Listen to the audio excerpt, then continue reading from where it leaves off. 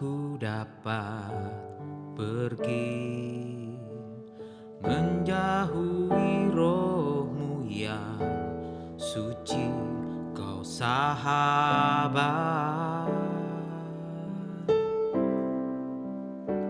dan kau dekat.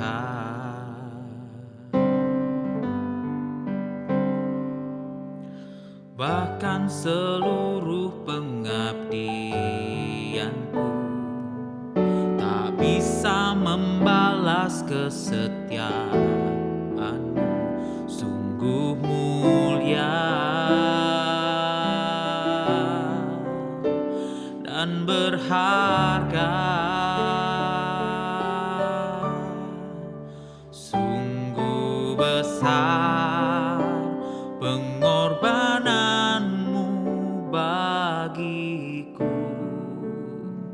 terlalu dalam untuk dimengerti, sungguh besar, sungguh indah yang kau pikirkan tentangku, tak terselami bagiku, sungguh indah.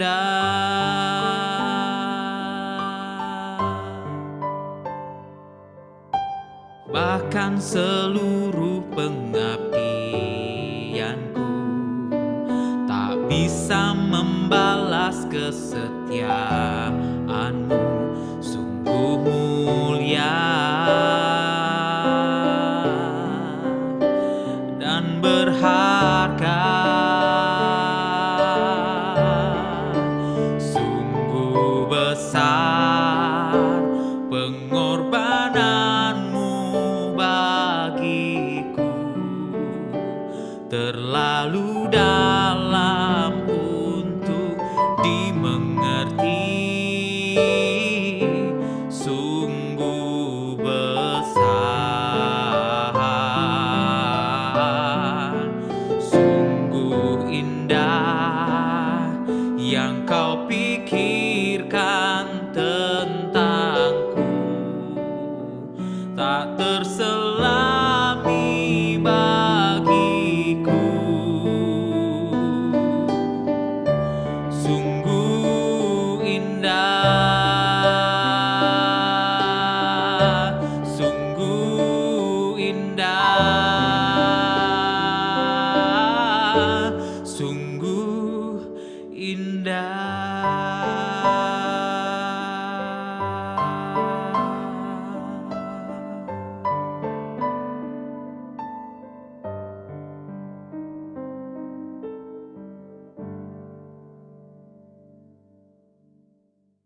Shalom Bapak Ibu, Jemaat Gereja Betani Batam yang dikasihi oleh Tuhan Yesus Kristus. Puji syukur kepada Tuhan, kali ini kita bertemu kembali dalam ibadah tengah minggu kita. Sebelum kita belajar kepada kebenaran firman Tuhan, saya mengajak kita semua terlebih dahulu datang kepada Tuhan, kita berdoa. Mari kita berdoa. Bapa, terima kasih yang ucap syukur buat malam hari ini. Kembali kami boleh dimenangkan untuk dapat ikut mengikuti ibadah tengah minggu kami. Sungguh anugerah bagi setiap kami, anak-anak-Mu Tuhan, boleh bersekutu datang kepada Tuhan.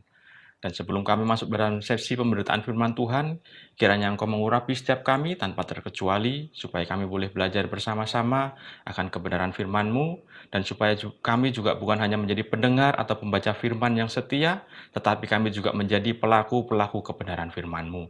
Sekali lagi, urapi setiap kami tanpa terkecuali, khususnya hamba-Mu. Kami berdoa hanya di dalam nama Tuhan Yesus Kristus. Haleluya. Amin. Bapak Ibu yang dikasihi oleh Tuhan Yesus Kristus, judul renungan kita malam hari ini saya beri tema segala sesuatu ada tarifnya. Itu pokok renungan kita, pokok tema kita. Sebagai ayat pengantar saya akan ambil dari kitab Roma pasal 12 ayat 1. Saya akan bacakan untuk kita semua. Roma 12 ayat 1, demikian firman Tuhan.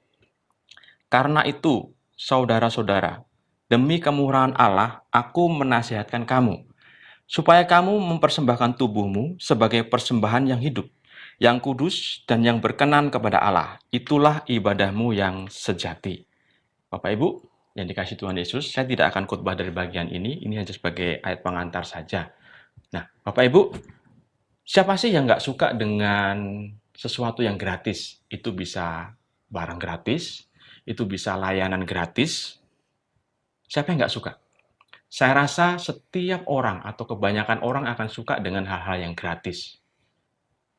Jangankan hal-hal yang gratis Bapak Ibu, seperti bulan-bulan sekarang ini, mau masuk bulan 12, masuk bulan 1 di tahun baru, di pusat-pusat perbelanjaan sudah dipasang mungkin ya, tulisan-tulisan merah itu sale, offer gitu ya. Ada diskon-diskon yang sudah disiapkan bagi mereka dan diskon-diskon itu sangat menarik bagi orang-orang dan kemudian mendekati dan pada akhirnya banyak yang belanja. Jadi jangankan hal yang gratis, hal yang diskon saja banyak diburu orang. Beberapa hari yang lalu saya melihat sebuah tayangan video di YouTube gitu. Saya lupa tepatnya di mana. Di situ menggambarkan orang-orang pada berebut. Setelah buku toko dibuka karena dia mengumumkan bahwa barang yang di dalam itu gratis, semua orang pada berebut, tidak mempedulikan satu sama lain, saling sikut sana sikut sini, hanya untuk mendapatkan hal yang gratis, barang-barang gratis. Nah, Bapak Ibu, namun benarkah semua yang didapat, entah itu barang gratis, entah itu pelayanan yang gratis, sungguhkah itu benar-benar gratis atau benar-benar hal yang cuma-cuma? Dan sebenarnya kalau kita mau merenungkan bahwa sesungguhnya semua itu tidak ada yang gratis.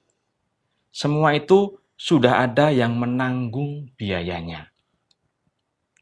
Karena di dalam hidup ini Bapak Ibu hampir-hampir tidak ada yang gratis. Segala sesuatu ada tarifnya. Apa sih itu gratis? Saya sudah sebut tadi, gratis itu cuma-cuma, tidak dipungut biaya. Tetapi yang cuma-cuma itu tetap harus ada usaha untuk mendapatkannya. Seperti ada sekolah gratis gitu ya. Tetapi benarkah itu sekolah gratis? Sesungguhnya itu sudah ada seseorang atau instansi tertentu yang mensubsidi supaya sekolah itu bisa gratis. Lalu ada juga yang bilang, ngomong kan gratis ya. Oh benar, ngomong itu gratis. Tetapi untuk punya perbendaharaan kata yang indah, lalu punya hikmat yang banyak, bisa berkata-kata, bisa berdiskusi, bahkan bisa berdebat, mereka harus menghabiskan waktu di belakang meja, duduk membaca berjam-jam. Itu harga yang harus dibayar. Bukankah itu bukan hal yang gratis untuk hanya bisa berkata-kata? Lalu ada orang bilang, hidup ini gratis. Iya, hidup ini gratis, anugerah. Tetapi jika memang hidup itu gratis, untuk apa Tuhan menciptakan dua hal di kekekalan, surga dan neraka? Di mana kedua hal ini, surga dan neraka, ada harga yang harus dibayar di kedua sisi ini.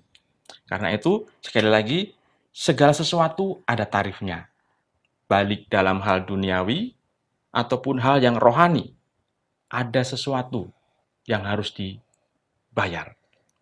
Untuk mencapai keberhasilan dalam hal itu ada,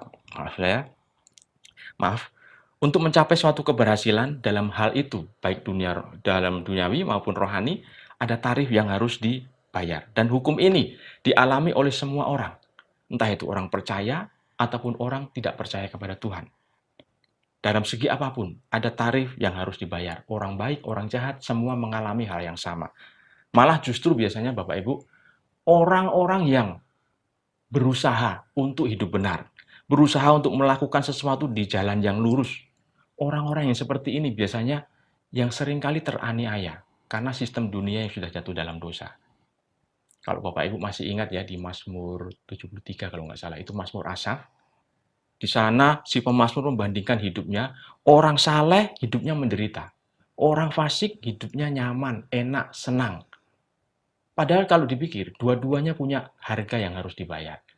Duniawi dan rohani, ada harga yang harus dibayar. Nah, kita akan belajar dari 3 tokoh bagaimana mereka menyikapi sebuah keberhasilan dan bagaimana mereka membayarnya.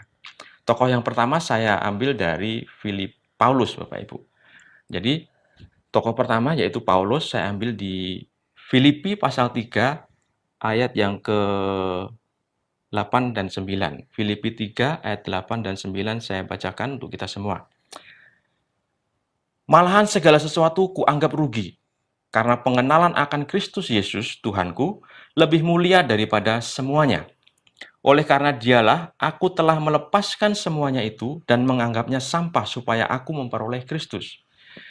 Dan berada di dalam dia bukan dengan kebenaranku sendiri, karena mentaati hukum Taurat, melainkan dengan kebenaran karena kepercayaan kepada Kristus, yaitu kebenaran yang Allah anugerahkan berdasarkan kepercayaan. Bapak Ibu yang dikasihi oleh Tuhan Yesus Kristus, kita tahu bersama siapa Paulus. Ya, rasul yang luar biasa dipakai oleh Tuhan. Namun sebelum bertemu dengan Kristus di dalam kehidupannya yang lama, hidupnya itu aman, nyaman, tentram, banyak teman, hidupnya berkecukupan. Dan saya pikir Bapak Ibu, ketika Paulus untuk bisa menjadi seorang anggota dari salah satu anggota Mahkamah Agama Bapak Ibu, dan dia menjadi anggota yang termuda pada waktu itu, saya rasa bukan hal yang mudah dan hal yang murah. Paulus pasti memperjuangkan dengan segala daya upaya, belajar keras, bahkan bukan hanya materi yang dia berikan untuk bisa mencapai kesuksesan di situ. Mungkin juga waktu, tenaga, pikiran, dia pusatkan semua untuk mencapai cita-citanya dan meraih kesuksesan. Jadi, demi untuk mempertahankannya juga, Paulus nggak main-main. Dia berani atau rela menganiaya terhadap jemaat Tuhan pada waktu itu. Jadi Paulus mencurahkan segala upayanya, daya, tenaga, pikiran, bahkan materi untuk mencapai kesuksesannya, bahkan untuk mempertahankannya, dia rela menganiaya sesamanya. Yang dia pikir itu sebuah ibadah kepada Tuhan. Namun Bapak Ibu, setelah bertemu dengan Kristus, Saulus yang tadinya jahat berubah menjadi baik, berubah menjadi hidup benar, yang tadinya sehat menjadi sakit, paling tidak matanya buta pada waktu itu selama 3 hari, kemudian hidupnya menderita, disesah orang, lalu dipukul 39 kali, begitu, dalam satu kali hukuman begitu, lalu menderita, hidupnya berkekurangan, ditinggalkan teman-temannya, dan pada akhirnya berakhir di dalam penjara dan dieksekusi, hukuman mati. Menurut ukuran dunia, sebelum kenal Kristus, Paulus hidupnya sukses, berkecukupan, mapan begitu. Tapi setelah mengenal Kristus, hidupnya penuh dengan penderitaan, berkekurangan, untuk mencukupi hidupnya dia harus berjualan tenda. Tetapi, apakah itu sebuah kegagalan bagi Tuhan dan Paulus? Ternyata tidak, Bapak Ibu.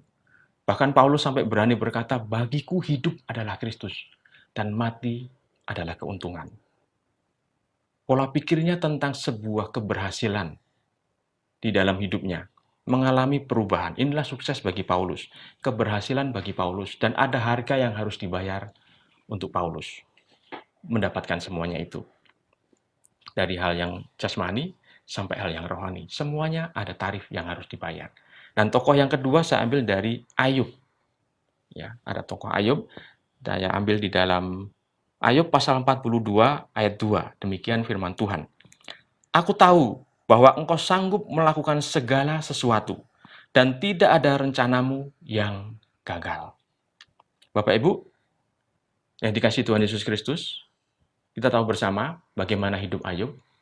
Dan bagi Ayub, saya pikir, tidaklah hal yang mudah untuk bisa mengatakan untuk bisa berkata bahwa aku tahu bahwa engkau sanggup melakukan segala sesuatu, dan tidak ada rencanamu yang gagal. Karena kalau kita baca kisah Ayub, dibutuhkan 42 pasal bagi Ayub untuk bisa mengerti dan mengenal Tuhan secara pribadi. Sehingga di pasal 42 itu, di ayat kelima, dia sanggup ngomong bahwa Hanya dari kata orang saja aku mendengar tentang engkau. Tetapi sekarang mataku sendiri memandang engkau. Ayub mengalami perjalanan yang panjang. Jadi kita sudah tahu bersama kisah Ayub, bagaimana di dalam hidupnya yang dikenal orang yang saleh, jujur, takut akan Allah, menjauhi kejahatan. Kesuksesannya bisa dikatakan diraih dengan cara yang benar. Tetapi toh orang yang seperti itu toh mengalami pergumulan dan persoalan yang tidak mudah. Bahkan di dalam hidupnya hanya gara-gara iblis punya asumsi bahwa tidak ada manusia yang menyembah Tuhan dengan tulus. Kalau dalam peribahasa bahasa Indonesia bilang begini, ada udang di balik batu. Nah, iblis persepsinya seperti itu. Jadi di balik semua puja, di balik sebuah penyembahan, ada maksud yang tersembunyi dari seseorang ketika datang kepada Tuhan. Dan ketika iblis ngomong kepada Tuhan, Tuhan, cobalah kamu cabut semua itu. Berkat tidak diberkati, jangan pagari tubuhnya, semua diberkat, semua kamu dicabut. Pasti dia akan mengutuki engkau. Dan akhirnya kisah hidup Ayub mulai mengalami pergumulan dan persoalan. Anak hilang, harta hilang, anak melayang, istri kalau bisa dikatakan nggak pulang, saya karena tidak tahu di pasal terakhir juga tidak disebutkan. Lalu yang terakhir badannya penuh korengan. Hidupnya penuh dengan penderitaan. Jadi Bapak Ibu yang dikasihi Tuhan, namun yang paling berat dalam hidup Ayub ketika menghadapi semuanya itu dia harus menghadapi istrinya, menghadapi teman-temannya. Yang paling sulit adalah ketika Ayub menghadapi dirinya sendiri. Itu yang harus paling berat. Dia melawan semua perasaan-perasaannya sendiri. Dan ketika Ayub mengalami kemenangan, justru ketika ia bersedia menerima kekalahan dan mengakui salah di hadapan Tuhan. Di titik inilah Ayub mengakui kedaulatan Allah seutuhnya. Mengakui kedaulatan Allah sepenuhnya. Dan akhirnya dia berkata, aku tahu bahwa engkau sanggup melakukan segala sesuatu dan tidak ada rencanamu yang gagal.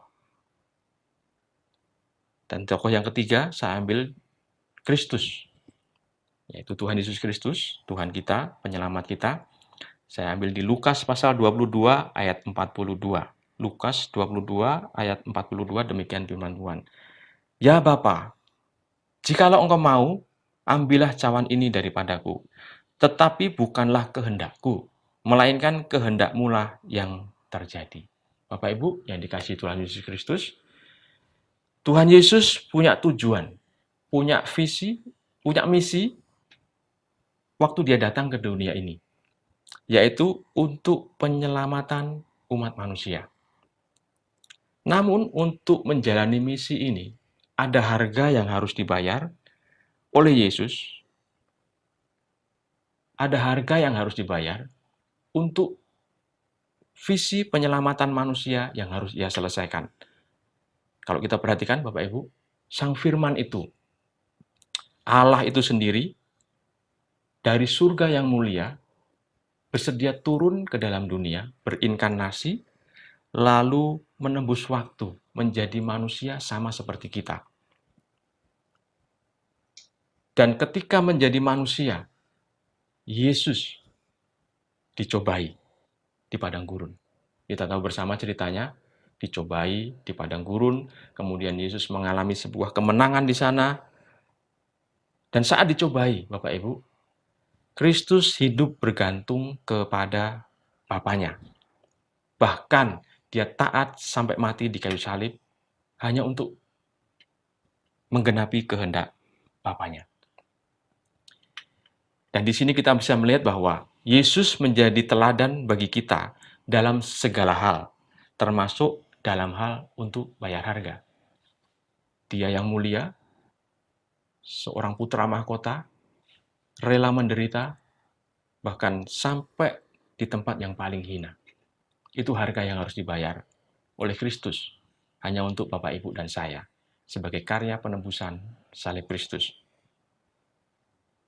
Bapak, Ibu, Biasanya istilah bayar harga kita gunakan untuk menggambarkan suatu pengorbanan atau suatu usaha yang harus kita lakukan. Begitu juga di dalam diri kita, Bapak Ibu. Apapun yang kita inginkan, apapun yang kita ingin mendapatkan atau ingin kita capai, ada harga yang harus dibayar, ada harga yang harus dikeluarkan. Bahwa segala sesuatu ada tarifnya, bahkan keselamatan, Bapak Ibu. Yang secara cuma-cuma kita terima, secara gratis kita bisa menikmati keselamatan. Ternyata itu tidak mudah dan tidak murah. Ada harga yang harus dibayar. Kristus melakukannya. Bagaimana pengorbanan Bapa mengorbankan putra tunggalnya, dan bagaimana dari sisi Kristus melakukan kehendak Bapaknya sampai taat sampai mati. Keselamatan gratis, tapi tidak murah. Pertanyaannya adalah, sekarang ini, dalam hidup ini, apa yang kita inginkan? Apa yang ingin kita gapai? Apa yang ingin kita selesaikan? Apa yang ingin kita selesaikan di dunia ini? Kemudian, siapkah kita dengan harga yang harus dibayar untuk menggenapi atau untuk mensukseskan apa yang kita inginkan, apa yang kita ingin selesaikan, dan apa yang ingin kita capai? Ingat Bapak Ibu, keselamatan itu diberikan cuma-cuma, tetapi menerima janji Tuhan dalam hidup kita tidaklah cuma-cuma. Ada harga yang harus dibayar. Apa itu? Mentaati kebenaran firman Tuhan. Mengikuti proses, menikmati bagaimana kita dibentuk supaya seturut dengan gambaran anaknya, Yesus Kristus Tuhan. Kita sebagai umat pilihan punya hak istimewa memang, yaitu menerima janji Tuhan. Tetapi dengan begitu, waktu kita menerima keselamatan, kita menerima anugerah, ada tanggung jawab yang harus kita kerjakan, yaitu mengerjakan kehendak Allah. Sama seperti Kristus, makanannya melakukan kehendak Allah. Begitu juga dengan setiap kita yang sudah diselamatkan, harusnya punya kerinduan yang sama, mensukseskan kehendak Allah dalam setiap kehidupan kita.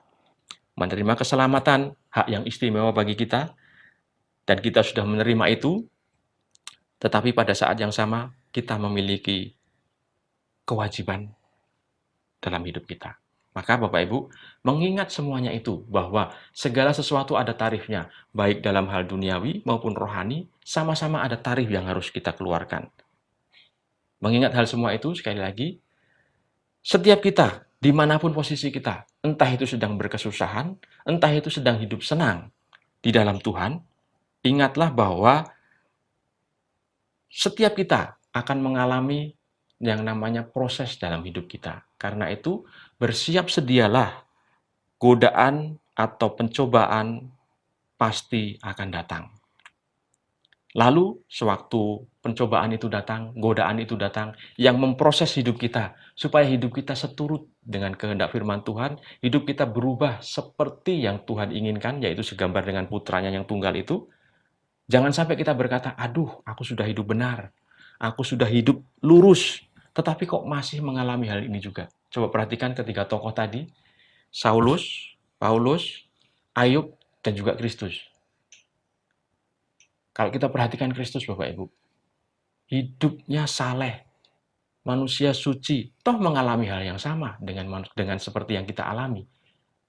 Karena itu jangan kaget, tetapi persiapkan diri kita bahwa setiap kita akan mengalami hal yang sama seperti yang Kristus alami.